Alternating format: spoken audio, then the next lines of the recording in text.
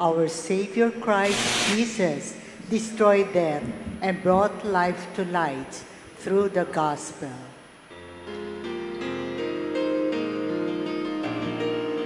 Hallelujah, hallelujah, hallelujah.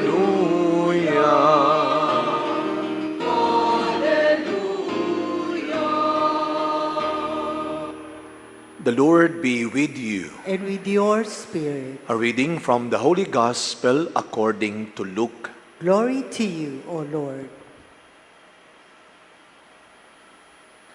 While they were all amazed at his every deed, Jesus said to his disciples, "Pay attention to what I am telling you. The Son of Man is to be handed over to men." But they did not understand this saying. Its meaning was hidden from them, so that they should not understand it, and they were afraid to ask him about his saying. My dear friends, the Gospel of the Lord. Praise to you, Lord Jesus Christ. Good afternoon, everyone. Talagang di natin masasabi ang panahon. This morning we have somehow a good weather. Now it's getting dark again. And the wind is blowing again. Siguro sabi nyo, "So Father, make it fast, please." At baka umulan na naman po. No? Of course, we thank God. Yesterday, for us here in Manila, I believe we all prayed for all of us here in Manila because last Friday, in the news, we were informed na we have to prepare also because of this Typhoon Opong na nakalabas na daw ho. And sana, huwag natin kalimutan, though we were spared from this typhoon, we need to continue to pray for our brothers and sisters who were badly, directly hit by this typhoon. Those who lost their homes, their loved ones. Pagdasalo natin sila. I saw this news in Romblon, in Masbate. No, there is this church in Masbate, Saint Teresa de Calcutta Parish in Masbate, was badly hit. Pinakita yung picture ng church, talagang destroyed. But I was surprised. If you will try to check the pictures of this church, nasira lahat, pati yung altar nila, except this one. Sa gitna ng altar nila, there at the middle of the altar, the only survivor, the image of Saint Teresa of Calcutta, standing in the altar. Mother Teresa was a figure and a symbol of charity, of love, of compassion. And it reminds me and all of us that in the end, charity, love, goodness will remain standing. Amen? Sa huli, mananalo't mag-ahari at mananatili pa rin ang kabutihan at pagmamahal. And today we celebrate the feast of Saint Vincent de Paul, the founder of the Vincentian family, the founder of the Daughters of Charity. He dedicated his life in serving the poor. And remember, for Mother Teresa, and I believe also for Saint Vincent de Paul, that poverty is not just about having less in material things. Mother Teresa said, the greatest poverty is not hunger, not being homeless, but the greatest poverty is to be unloved, unwanted, unaccepted. And there are a lot of poor people now in this time and in this world. Poor not only in material things. Ang mas nakakaawa nga ho yung mga taong materially blessed and yet poor in love, poor in peace, poor in joy in life. Yun ang mas nakakatakot na kahirapan. Kaya I always remind this every time that I get the chance to be with our homeless, poor brothers and sisters, literally, materially.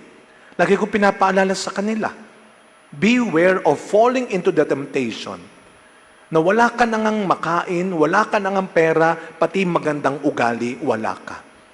Napakalungkot ng buhay na yon. So we pray and we ask these two great saints, Vincent de Paul and Mother Teresa, to always guide us, to remain focused on what is really important and necessary in this world. I know our Lord in the gospel today was reminding the disciples, because in the first part of the gospel, they were all amazed at his every deed.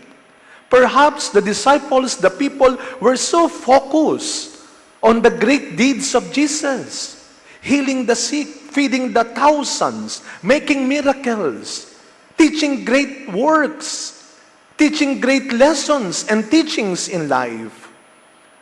So Jesus said, remain focused.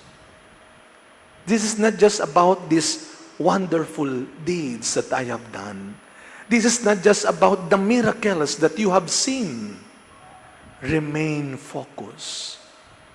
Pay attention on what I am telling you. And what is the teachings of Christ? Go. Spread the good news. Become the good news. And so we pray, in our time, in this world, ipagdasal natin na huwag tayong makalimot sa tunay na kahulugan ng buhay natin. We are in this world, but we are not for this world. Because God is preparing heaven for us. And that is the invitation of all the saints. Na sana whatever we think, we plan, we desire, and we do in this world can truly bring us to the real goal of our journey here on earth. And that is heaven. Pay attention to what the Lord, to what these great saints are teaching us. And before I end this reflection, when I was still studying the seminary, San Carlos Seminary, in Guadalupe, EDSA, now when I invite young men, young boys to become a priest, sabi ko sa magpari kayo. Enter the seminary, and then they will ask me, "Oh, Father, we heard that is too long." No, saglit lang. Gano'n po ba katagal magpari? 10 years lang, 10 years. So 10 years, we studied there, I stayed there in the great walls of San Carlos Seminary in Guadalupe, EDSA. And every Monday or Friday, we have our free afternoon. So after lunch until 5 p.m., we can go out to buy for our personal stuff, needs.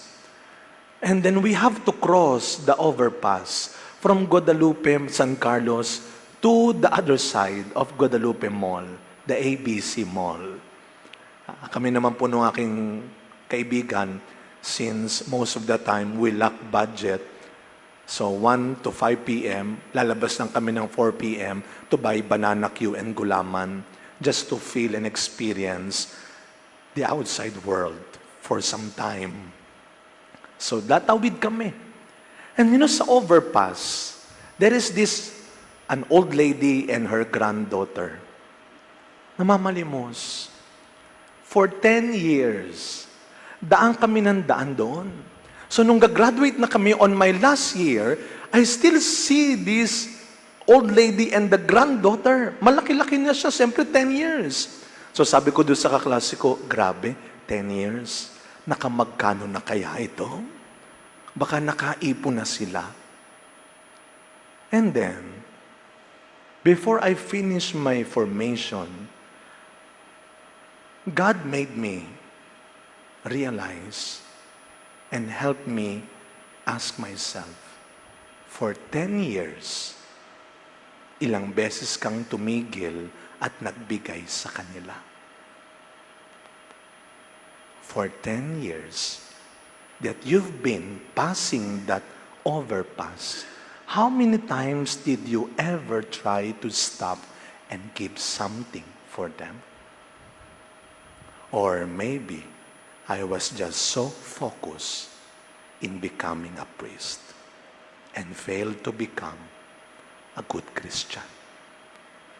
As we continue this celebration, my dear friends, every day we can do so many things, but let us not forget to pay attention to what is truly important and necessary, not only for this world, but for us to achieve the only goal, heaven. Amen.